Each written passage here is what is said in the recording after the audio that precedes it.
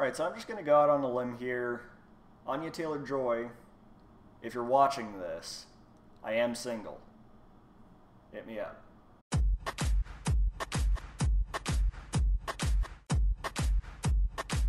Thoroughbreds is the very first movie, or really anything, directed by Corey Finley, and it stars Anya Taylor-Joy, Olivia Cooke, Paul Sparks, and the unfortunately late Anton Yelchin. Now, the movie follows Anya Taylor-Joy and Olivia Cooke's character, and they have a unique hatred for Paul Sparks' character. I won't go too in detail, but very early on in the movie, they decide, maybe we should kill him.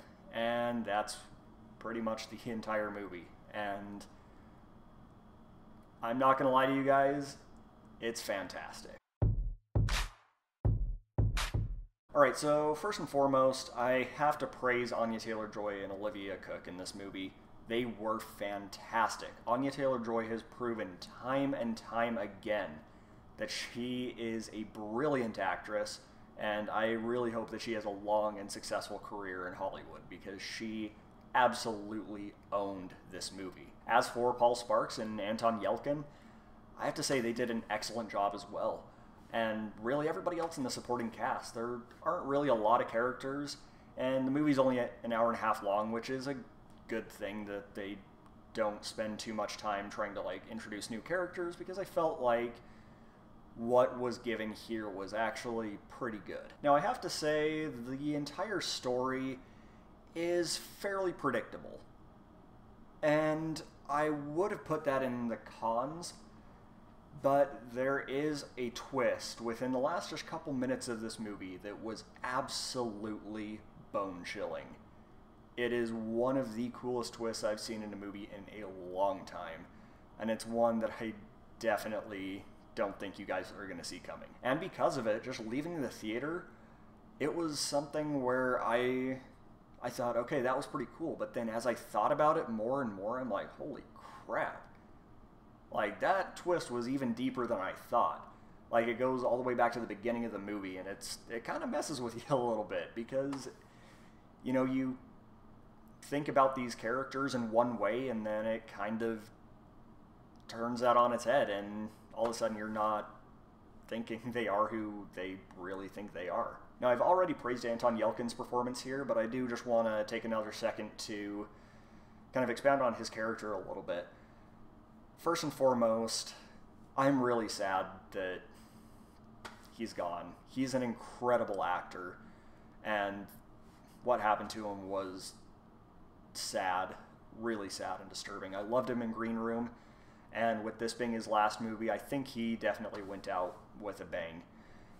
And about his character, he plays this really, really creepy guy, but he's believable. He's not creepy just to be creepy. He's a drug dealer that just thinks way too highly of himself. And he just seems like the type of dude that drops out of high school and lives in his mother's basement for the rest of his life. And the way he portrayed that was awesome. I loved the dynamic that he added to this movie. It was incredible. And then I also have to give props to Corey Finley. Like I said, this is his very first directing credit in anything, at least according to IMDb, which is where I get all of my movie information. I was floored. He really knows what he's doing. Now, there's never a shot or a sequence in the movie that's like, holy crap, that's amazing. But for a first-time director, I think he's extremely competent, and he tells this story so incredibly well. I was very, very impressed, especially when I found out that this was his first movie. And going on with the story, I thought the story was very original, very, very well done. And with it only being an hour and a half long, it didn't have a lot of time to tell the story, but I thought it was very well paced. And it was, like I said, it was really interesting. It was cool. I wanted to see what was going to happen next. Even though most of the movie, I'd say probably 90% of the movie, you kind of see coming.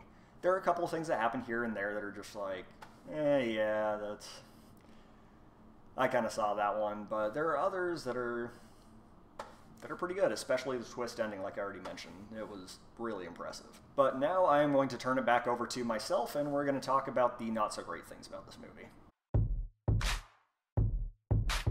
Alright, so as for the not-so-great things, there's really not a whole lot, I'm going to be honest with you. I think the biggest issue that I had with the movie really wasn't that much of an issue, and it's the fact that, like I said, the runtime's only about 90 minutes long. It's a very quick movie. And I feel like it really could have benefited from another, 10 to 15 minutes, really develop some of the characters just a little bit better. I think they did a really good job, like, developing Anya Taylor-Joy and Olivia Cooke's character, but it really would have been nice to see them expound on Paul Sparks' character. If you've seen the movie, I think you'll know what I'm talking about. He had a really interesting character arc, and it would have been interesting to see a little bit more where he was coming from. So that, and then like I stated previously, a lot of the movie is predictable, and so I was not on the edge of my seat at all times of the movie, which, I mean, isn't a deal breaker by any means. I think there was a lot of really good exposition scenes, a lot of parts that are really developing these characters, and I thought it was good, but just the fact that it was so predictable was a little bit iffy. But again, definitely not a deal breaker. Now, I have to say, even with those two things, they're kind of nitpicks. I love this movie, and I want to go see it again, and I'm going to buy it on Blu-ray. Right, guys, overall, Thoroughbreds. Go watch it. I highly recommend it. It's a very, very well done movie with a great story. I loved watching every minute of this thing. Again, Anya Taylor-Joy is incredible. Anton Yelchin, Olivia Cooke, even Paul Sparks did just incredible.